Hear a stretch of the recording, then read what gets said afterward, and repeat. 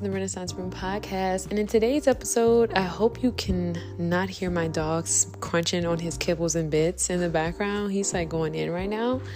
But I'm sitting here. It's actually very late. I just finished my skincare routine. I typically go to sleep around this time. Okay, long story short, I'll be working at my job. So it's like, I'll be working late. But anyway, I just wanted to come on here because I was thinking, I'm in my prayer journal, I'm praying for things, and I'm just asking God for things, and, very blessed, very, very, you know what I mean? Just seeing how I'm living in so many of the blessings that I ask God for, which is really crazy because it's to even ask God for more,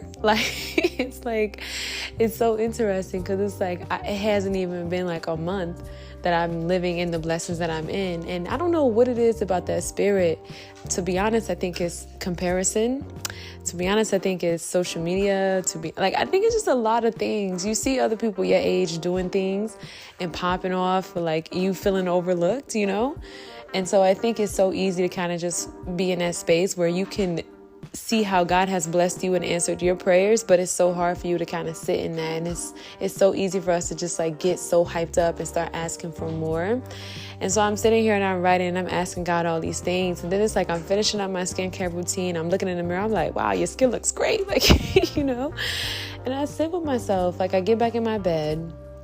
I just clean my place. So it's just a vibe right now. Girl, it's a vibe. We got the lavender candles going. It's a whole vibe. And this is one thing I love about being a woman.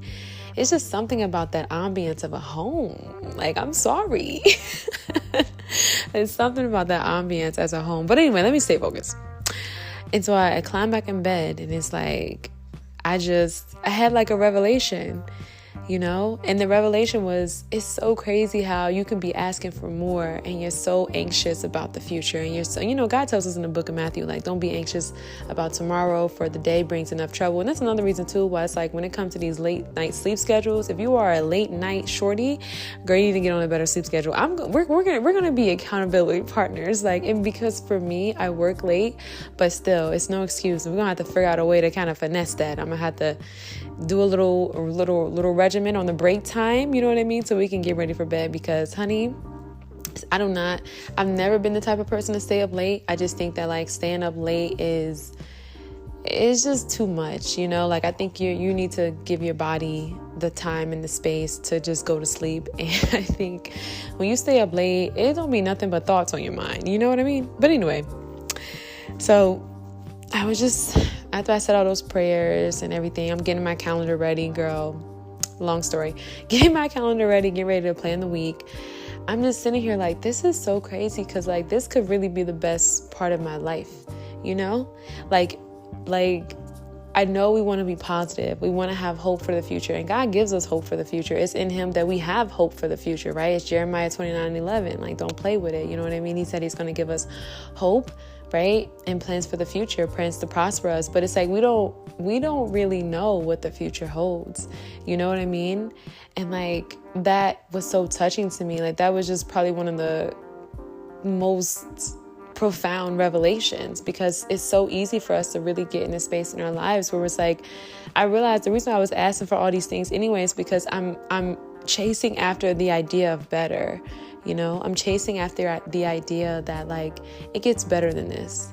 Life is just gonna, and I think in God, God is going to keep us. He's going to protect us and so forth. But it's we have no idea what the future holds. We could very much be living in probably the best moments of our lives, right? Or the best season in our lives, And I just think that too often, we take too much for granted. And I had to just kind of scale it back. And I remember telling myself yo, this new season, I'm coming in a season of rest. Anybody knows me, my friends, everyone's what do you got planned for the summer? I'm literally, I'm just eating good and I'm being happy and I'm catching some good vibes and laughter.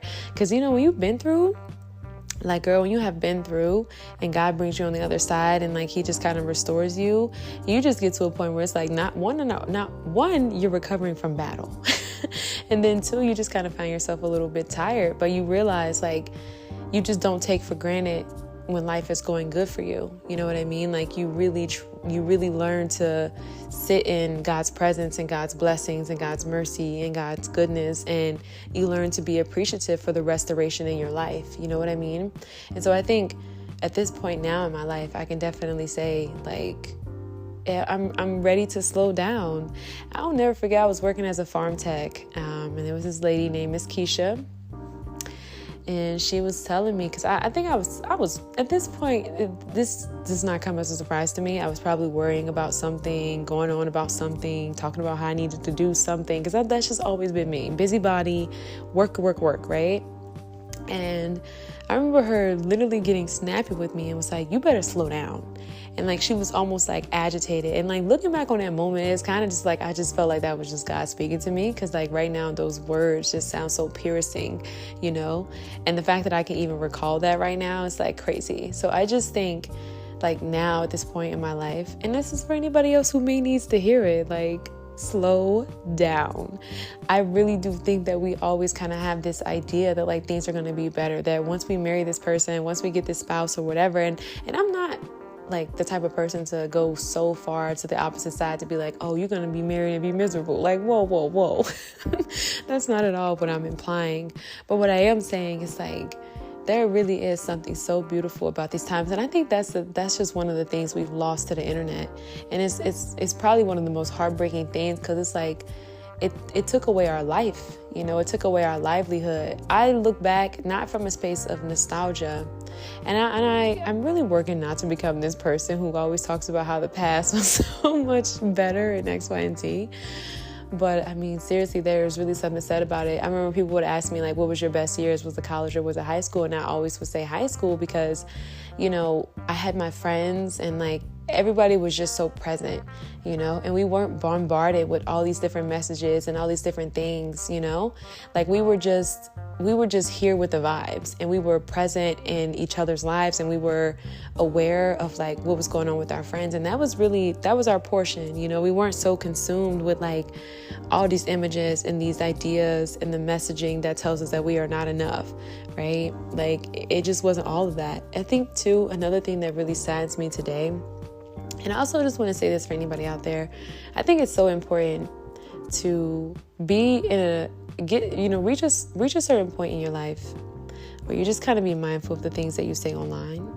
And I know for myself, I've been wrong of this. Like when I went down my religious rabbit hole, because that was just my journey, I realized I was very offensive, and it wasn't me. It was not in alignment with who I am and what I believe. And that was probably one of the most depressing. I literally experienced depression and everything during that year.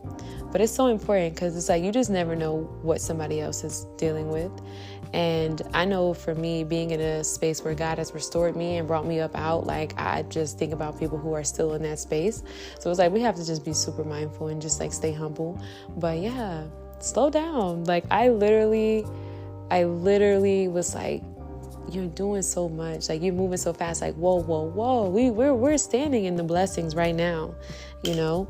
And so I think there's just something said about it, and I think it's sad, because it's definitely social media, it's definitely, you know what I mean, the current culture that we live in. But I just think about like the most precious years of your life, you know, like we're living in it. Like these years are going to pass, right? Like it's not going to stay. So it's like this. And you know, it's not, I don't really think it's about like club culture. Like I'm not saying like go out and just be wilding, like, you know, but like there really is something said about being present and slowing down and valuing your youthfulness. And when I think about like the things that I want to do, the projects and so forth, I'm just like, do you have to do it now? You know, but there's just this spirit of urgency that I think is just really like deeply embedded in convenience. That just make you feel like you have to do it now. Like, that just make you feel like if you don't start now, then, you know. And I'm not one to say don't start, because like you don't really know. Like, you know, you don't want to be like, well, maybe I should have started sooner, but you got to discern that for your own, that's for your own life. But I definitely know for myself, being in this space in my life, I'm just like, we really have to slow down. Because, like, again, we could be living in some of the best years and not even know it. Because we don't know what the future holds. We don't know what's up next. So it's just like, you really could be living in some of the best years of your life.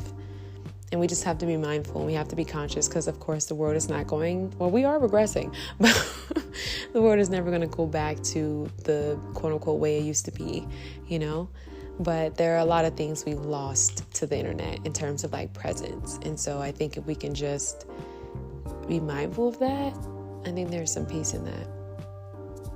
Hope you guys have a great day. Peace.